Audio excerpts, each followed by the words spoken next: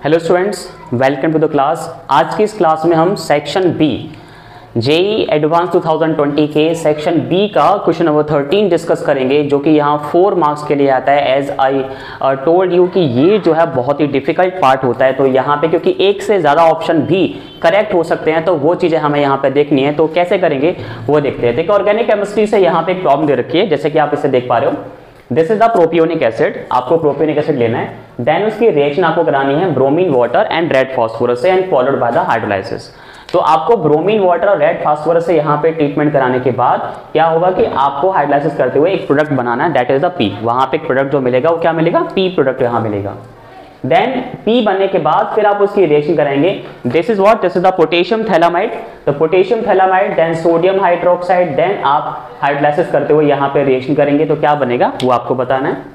Then उसके बाद क्या करना है, एक कंपाउंड क्यू बनेगा एंड एक side product, this is what, this is the phthalic acid. तो यहाँ पे थैलिक एसिड बनेगा। तो एक रिएक्शन का सीक्वेंस यहाँ पे दे रखा है और इसके लिए 4 ऑप्शन दे रखे हैं। आपको क्या करना है कि इस रिएक्शन सीक्वेंस के लिए चारों के चारों ऑप्शन को अप्लाई करना है, और चारों ऑप्शन अप्लाई करने के बाद फिर देखने की आपके आउटकम्स कौन कौन से निकल के आ रहे हैं, कौन कौन से ऑप्शन में कौन कौन सा स्टेटमेंट जो है करेक्ट जा रहा है, वो हम यहां देखेंगे। फिर उसके बाद अपना करेक्ट आंसर यहां पे चूज करेंगे, ठीक है। सो लेट बिगिन कि सबसे पहले क्या करना है कि आपको यहाँ पे प्रोपियोनिक एसिड यहाँ पे लेना है, कि आपका प्रोपियोनिक एसिड है वो यहाँ पे ले लेते हैं। तो प्रोपियोनिक एसिड आप सभी जानते हैं, लाइक CH3 CH2 एंड यहाँ पे क्या आ जाएगा COOH, ठीक है। तो ये क्या हो गया, this is the propionic acid. अब प्रोपियोनिक एसिड की रिएक्शन यहाँ पे bromine water rat phosphorus and followed by the hydrolysis, इससे करानी है। तो हमने यहाँ पे रिएक्शन करानी है ब्रोमीन से, ठीक है, ब्रोमीन वाटर। तो यहाँ पे ब्रोमीन वाटर ले लिया और प्लस करके यहाँ पे क्या करनी है, रेड फास्फोरस की प्रेजेंस आपको लेनी है। तो आपको सभी को याद होगा कि ये तो एक नेम्ड रिएक्शन होती है। उस नेम्ड रिएक्शंस का नाम क्या होता है, नेम्ड रिएक्शंस का नाम होता है HVZ रिएक्शन, ठीक है। आपको याद भी होगी HVZ रिएक्शंस। HVZ रिएक्शंस में क्या होता था कि अगर आपको कार्बोक्सिलिक एसिड्स के हेलो डेरिवेटिव्स फॉर्म करने होते हैं तो आप हेल-बोलहार्ड-गैलेंस की रिएक्शंस वहां पे आप फॉलो करते हैं। उसमें क्या होता है कि आप कार्बोक्सिलिक एसिड लीजिए, लेने के बाद उसकी रिएक्शन जो है bromine water and red phosphorus के साथ करते हैं, जिससे क्या होता है कि अल्फा जो है हेलो डेरिवेटिव्स कार्बोक्सिलिक एसिड के आपको मिलते हैं। तो वहां पे यही होने वाला है। तो हम यहाँ पे क्या करेंगे, HVZ यहाँ पे रिएक्शन परफॉर्म करेंगे। आपका यहाँ पे ये क्या है, ये फंक्शनल ग्रुप है। फंक्शनल ग्रुप के रेस्पेक्ट में ये वाला जो कार्बन है वो कौन सा रहेगा, अल्फा कार्बन रहेगा। तो क्या होगा कि यहाँ पे अल्फा ब्रोमो सब्स्टिट्यूटेड यहाँ पे कंपाउंड यहाँ मिलेगा। तो यहाँ पे साइड कंपाउंड क्या रहेगा, HCl रहेगा, क्योंकि अल्फा का हाइड्रोजन और एक ब्रोमीन HBr यहाँ पे मिलेगा। HBr जो है साइड प्रोडक्ट यहाँ पे रहेगा और एक ब्रोमीन जो वहां पे आ जाएगा। तो अल्फा ब्रोमो यहाँ पे कंपाउंड आपको मिलेगा, जिस तरह से यहाँ पे CH3 और यहाँ पे CH2 और यहाँ पे Br आ जाएगा और यहाँ पे आपका COOH, ठीक है। तो ये क्या हुआ, ये आपका जो कंपाउंड यहाँ मिला हुआ है, this is the alpha bromo propionic acid, ठीक है। तो ये यहाँ पे आपको मिल गया, प्रोपियोनिक एसिड यहाँ पे आपको मिल गया। अब क्या करना है, आपको पता है, क्लियरली पता है कि यहाँ पे जो कंपाउंड मिल के आया है, ये कंपाउंड यहाँ पे कौन सा है, ये कंपाउंड यहाँ P है, ठीक है। तो आपने P कंपाउंड यहाँ पे फॉर्म कर लिया, तो P कंपाउंड यहाँ पे आ गया। अब क्या करना है, फिर हमें थोड़ा सा आगे और परफॉर्म करना है। इसकी रिएक्शन किससे करानी है, पोटेशियम थैलामाइड से करानी है। पोटेशियम थैलामाइड से कराते हुए followed by the sodium hydroxide, ठीक है। सोडियम हाइड्रोक्साइड से भी उसे हमें पहले ट्रीट करना है and followed by the hydrolysis. तो हम यहाँ पे क्या करेंगे वो यहाँ देखते हैं। तो सबसे पहले हमने क्या किया कि इसकी रिएक्शन जो हमने पोटेशियम थैलामाइड से की, ठीक है। तो पोटेशियम थैलामाइड से यहाँ पे करते हैं। तो हमने यहाँ पे पोटेशियम थैलामाइड लिया।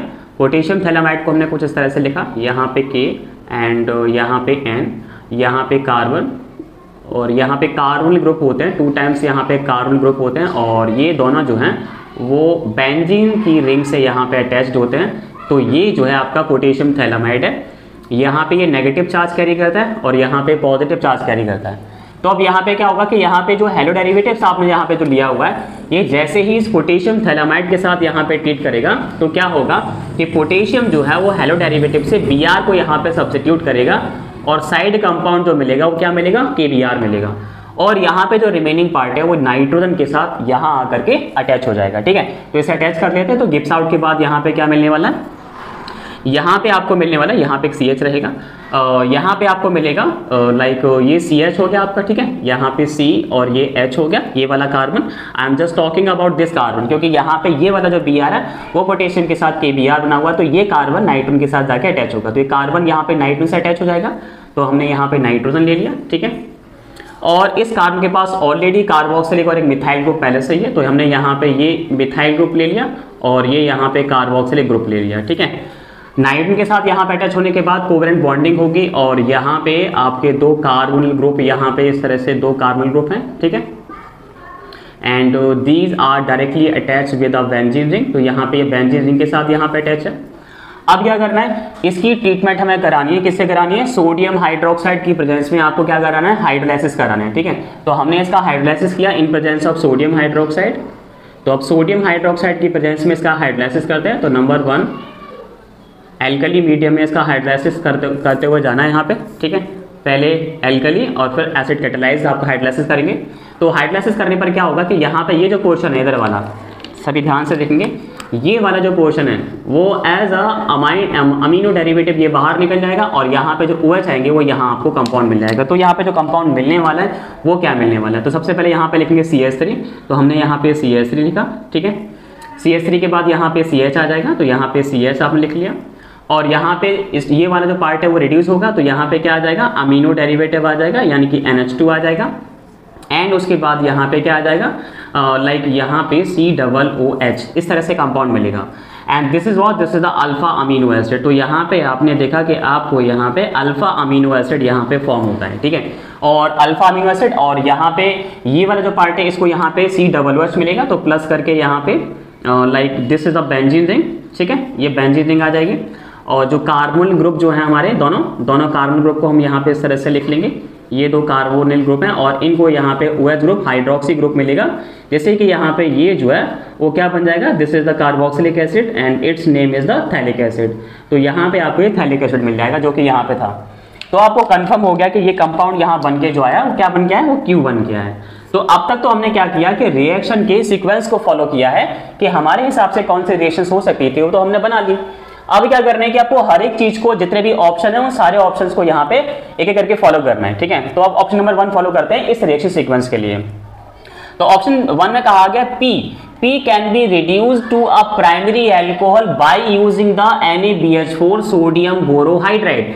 इट मींस यहाँ पे ये हुआ कि ये कहने की कोशिश कर रहा है कि आपने रिएक्शन सीक्वेंस में जो P बनाया हुआ है, यानी कि ये कंपाउंड जो बनाया हुआ है, क्या हम इसे सोडियम बोरोहाइड्राइड के द्वारा हम इसे रिड्यूस कर सकते हैं कि नहीं कर सकते हैं। तो आंसर क्या आएगा, नो आएगा, क्योंकि सोडियम बोरोहाइड्राइड क्या है, एक माइल्ड रिड्यूसिंग एजेंट है जो कि इस कंपाउंड को, इस डेरिवेटिव को रिड्यूस नहीं कर सकता है। तो मतलब ऑप्शन ए जो है वो तो साफ साफ दिख रहा है कि वो यहाँ पे नहीं हो सकता।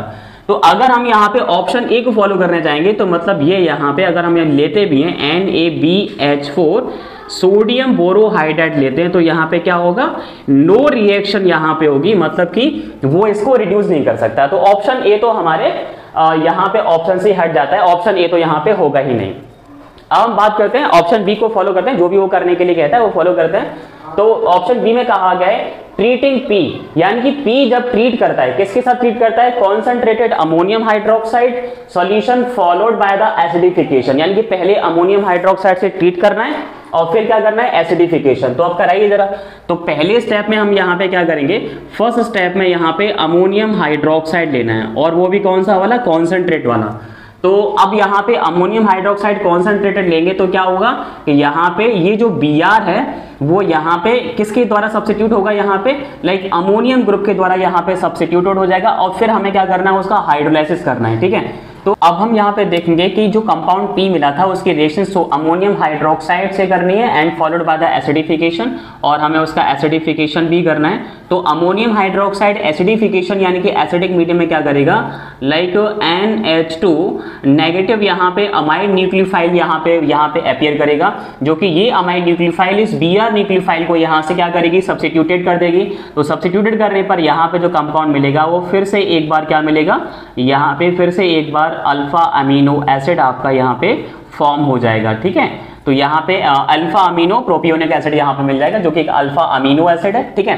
तो देखो हमने यहाँ पे करा बी को यहाँ फॉलो किया कि पहले उसका हाइड्रोलाइसिस करा और हाइड्रोलाइसिस किया और एसिडिफिकेशन किया तो वो क्यू बनाता है। तो क्या क्यू बनाए, तो यहाँ पे कंपाउंड क्यू बनाए। देखो कंपाउंड क्यू था ना, तो यहाँ पे कंपाउंड क्यू ही जो है यहाँ पे बन के आ गया। तो इसका मतलब ऑप्शन जो बी है वो करेक्ट है। ठीक है, अब ऑप्शन सी को यहाँ पे फॉलो करते हैं, treating Q with A solution of NaNO2 and HCl। ठीक है, क्या करना है कि जो यहाँ पे Q जो बना हुआ है उसकी ट्रीटमेंट किससे करनी है, सोडियम NaNO2 सोडियम नाइट्राइट और HCl से। And you all know that कि सोडियम नाइट्राइट और HCl का जो मिक्सचर जो होता है वो क्या होता है, वो होता है लाइक HNO2 नाइट्रस एसिड होता है। और नाइट्रस एसिड की बात करेंगे तो अगर एलिफेटिक अमाइन है या एलिफेटिक अमोनिया डेरिवेटिव है, अमाइन डेरिवेटिव है, तो वो अल्कोहल देता है। और अगर एरोमेटिक अमाइन होता है तो वो क्या देता है, एरोमेटिक अमाइन देता है, डायजोनियम सॉल्ट देता है। तो इसकी ट्रीटमेंट तो आपको पता होगी, NaNO2 HCl क्या करता है, अगर एरोमेटिक अमाइन है और लगभग 0 to 5 डिग्री सेल्सियस अगर ट्रीट कराते हैं तो डायजोनियम सॉल्ट बनाता है। और अगर एलिफेटिक अमाइन है तो एलिफेटिक अमाइन क्या करती है, उसे अल्कोहल में कन्वर्ट करती है। तो अब हम देखते हैं हमारा Q कहां पे, और Q के साथ हमें ट्रीट करना है NaNO2 HCl। तो हमने यहाँ पे अपना Q लिया, एंड Q लेने के बाद यहाँ पे जो ट्रीट करना है वो करना है NaNO2, ठीक है, एंड प्लस यहाँ पे HCl। आपको पता है इन दोनों का जो मिक्सचर है वो क्या बन के आता है, नाइट्रस एसिड यहाँ पे बन के आता है। और नाइट्रस एसिड क्या करेगा, इस एलिफेटिक अमाइन को क्या करेगा, कार्बोक्सिलिक में यहाँ पे मतलब सॉरी एल्कोहल में यहाँ पे इसे चेंज कर देगा। तो मतलब यहाँ पे जो कंपाउंड जो मिलेगा वो ये मिलेगा CH3, यहाँ पे CH और यहाँ पे OH और यहाँ पे COOH, यानी कि अल्फा हाइड्रोक्सी प्रोपियोनिक एसिड आपको यहाँ पे मिलेगा। तो यहाँ पे ये रिएक्शन जो, और यहाँ पे इसने पूछा है कि लिबरेट्स N2 और N2 गैस लिबरेट होती है, तो ऑब्वियसली इस रिएक्शन में जो साइड प्रोडक्ट होते हैं वो एक N2 होता है और क्या होता है, H2O होता है। तो यहाँ पे N2 क्योंकि यहाँ पे लिबरेट हो रही है, इट मीन्स यहाँ पे ये वाला ऑप्शन भी करेक्ट है। जैसा कि आपको पता होगा कि अगर ये एरोमेटिक अमाइन होती तो एरोमेटिक अमाइन में अल्कोहल नहीं बनता, वहां अल्कोहल नहीं बनता, वहां पे क्या बनता है, डायजोनियम सॉल्ट बनता है। वहां पे एरोमेटिक अमाइन में क्या होता है, एरोमेटिक अमाइन में अल्कोहल नहीं बनता, एरोमेटिक अमाइन में क्या होता है कि वहां पे डायजोनियम सॉल्ट बनता है और सॉल्ट बनने के बाद वहां पे N2 गैस लिबरेट नहीं होती है। लेकिन अगर एलिफेटिक अमाइन होता है तो वो NaNO2 HCl के साथ ट्रीट करके नाइट्रोजन को लिबरेट करता है। तो ये डिस्टिंग्विशन टेस्ट भी है एलिफेटिक और एरोमेटिक अमाइन के बीच में। एलिफेटिक अमाइन क्या करते हैं, नाइट्रोजन गैस लिबरेट करते हैं और कॉरेस्पॉन्डिंग अल्कोहल बनाते हैं, जबकि एरोमेटिक अमाइन क्या करते हैं कि डायजोनियम सॉल्ट बनाते हैं। अगर यहाँ पे एरोमेटिक अमाइन रहा होता तो यहाँ पे कुछ इस तरह से डायजोनियम सॉल्ट यहाँ बन जाता है, इस तरह से ये डायजोनियम सॉल्ट यहाँ पे बन जाता है। लेकिन एलिफेटिक अमाइन क्या करती है कि नाइट्रोजन गैस लिबरेट करती है, क्योंकि यहाँ पे जो इनका जो डायजोनियम सॉल्ट होता है वो अनस्टेबल होता है और इनका जो डायजोनियम सॉल्ट होता है वो रेजोनेंस स्टेबलाइज होता है, सो दैट कि ये बन जाता है, स्टेबल हो जाता है। लेकिन इनका जो एलिफेटिक अमाइन का जो डायजोनियम सॉल्ट है वो अनस्टेबल होता है, क्योंकि वहां पे रेजोनेंस बन पाता है, सो दैट कि वो डिकम्पोज होकर के N2 गैस को लिबरेट करता है। मतलब कि ऑप्शन सी करेक्ट है। अब ऑप्शन डी को देखते हैं, P is the more acidic then the CH3COOH, यानी कि यहाँ प्रोपियोनिक एसिड से जो P जो बना हुआ है कि मोर एसिडिक है कि नहीं है। बिल्कुल बहुत ही आसान क्वेश्चन है, क्योंकि यहाँ पे आपने देखा कि अल्फा पोजीशन पे Br यहाँ पे अटैच्ड है और Br क्या करेगा, यहाँ पे इंडक्टिव इफेक्ट अप्लाई करेगा। कौन सा, नेगेटिव इंडक्टिव इफेक्ट यहाँ पे अप्लाई करेगा, यानी कि इलेक्ट्रॉन डेंसिटी को अपनी तरफ यहाँ पे पुल करेगा, जिससे कि क्या होगा कि इसका जब H+ आयन जाने के बाद वहां पे कार्बोक्सिलेट आयन जो बनता है उसे रेजोनेटिंग स्टेबलाइजेशन उसे स्टेबलाइज करता है, जिससे क्या होगा कि इसकी जो एसिडिक कैरेक्टर है वो इस वाले से जो है ज्यादा होगी। क्योंकि यहाँ पे तो क्या है, यहाँ पे पॉजिटिव इंडक्टिव इफेक्ट है, ओनली पॉजिटिव इंडक्टिव इफेक्ट, यानी कि यहाँ पे प्लस आई कर रहा है, जो कि कार्बोक्सिलेट आयन को क्या करता है, वहां पे डिस्टेबलाइज करता है। लेकिन यहाँ पे नेगेटिव जो नेगेटिव इंडक्टिव इफेक्ट वाला रेडिकल जो है यानी कि Br, जो कि अल्फा पोजीशन पे जो है वो कार्बोक्सिलेट आयन को क्या करता है, स्टेबलाइज करता है। इट मींस जिसका कार्बोक्सिलेट आयन जो है ज्यादा स्टेबलाइज होगा वो ज्यादा एसिडिक होगा। तो अल्फा पोजीशन पे Br होने की वजह से, नेगेटिव इंडक्टिव इफेक्ट होने की वजह से ये वाला जो है मोर एसिडिक होगा और ये वाला जो है वो लेस एसिडिक होगा। तो यहाँ पे ऑप्शन डी भी जो है वो करेक्ट है। तो अल्टीमेटली आउटकम्स ये निकल के आते हैं कि अगर ऑप्शन ए को छोड़ दिया जाए तो ऑप्शन बी करेक्ट है, ऑप्शन सी करेक्ट है एंड ऑप्शन डी जो वो करेक्ट है। तो अब आपको जो ऑप्शन दिए जाएंगे उन ऑप्शन में से B, C, D are correct and A is incorrect, ऐसा वाला ऑप्शन मिलेगा आपको, उसे चूज करना है, जब भी आपको जो है फुल मार्क्स मिलेंगे। अगर मान लो कि आपने एक ऐसा ऑप्शन चूज किया जिसमें आप सी और डी को करेक्ट दिखा रहे हैं तो वहां पे आपको 2 मार्क्स मिलेंगे, क्योंकि आपने बी और सी तो सही किया, बी और डी तो सही किया, लेकिन आपने बी को नहीं दिखाया, सी और डी को करेक्ट किया है। मतलब इन तीनों में से अगर आप इन तीनों के अलावा कोई भी एक ऐसा ऑप्शन चूज करते हैं जिसमें इनमें से कोई से भी दो हैं तो दो मिलेंगे मार्क्स। अगर एक आपने एक ऐसा ऑप्शन चूज किया जिसमें से इन तीनों में से कोई भी एक सही है, जैसे कि आपने लिखा कि ओनली सी इज इनकरेक्ट, ऐसा लिखा आपने, तो सी तो करेक्ट तो है ना, ऐसा लिखा आपने, तो आपको उसके लिए 1 मार्क मिलेगा। अब फिर आपने एक ऐसा ऑप्शन चूज किया जिसमें आपने लिखा कि B and C are correct, आपने सिर्फ इतना लिया, तो आपको 2 नंबर मिलेंगे, क्योंकि आपके जो टोटल आउटकम है उसमें से आपने 2 तो करेक्ट किए हैं। लेकिन अगर आपने एक ऐसा ऑप्शन चूज किया जिसमें आपने ये लिखा कि B C and D are both are correct, तो आपको यहाँ पे फुल मार्क्स यहाँ पे मिलेंगे। एंड अगर आप एक ऐसा ऑप्शन चूज करते हो इसमें केवल ये लिखा हुआ ओनली ए इज इनकरेक्ट, तो ए तो इनकरेक्ट है ही, मतलब ए इज करेक्ट, मतलब आप ऐसा लिखा है कि ओनली ए इज करेक्ट, ऐसा लिखा है क्योंकि ए तो इनकरेक्ट है ना, तो अगर ऐसा लिखा है कि ओनली ए इज करेक्ट जो कि इनकरेक्ट है, तो आपका आंसर गलत हो जाएगा और आपके -2 मार्क्स जो है वो आपको वहां पे फाइन करने होंगे। तो इसीलिए ध्यान रखें कि आप किसी भी क्वेश्चन को ओवरऑल पहले सॉल्व करें, पहले रिएक्शन सीक्वेंस को सॉल्व करें, फिर जितने भी ऑप्शन वहां पे करने के लिए कह रहे हैं फिर उन सबको अप्लाई करें, अप्लाई करने के बाद अपने आउटकम्स निकालें, फिर अपने आउटकम्स को वहां दिए गए ऑप्शंस के साथ मैच करें और आपका आंसर जो है करेक्ट हो जाएगा। I hope you understand very well about these questions for the 4 marks from the section B. And if you have any query in this question or anything else, then you can comment in the comment box. Video को share करें, subscribe करें। Thank you for watching this video.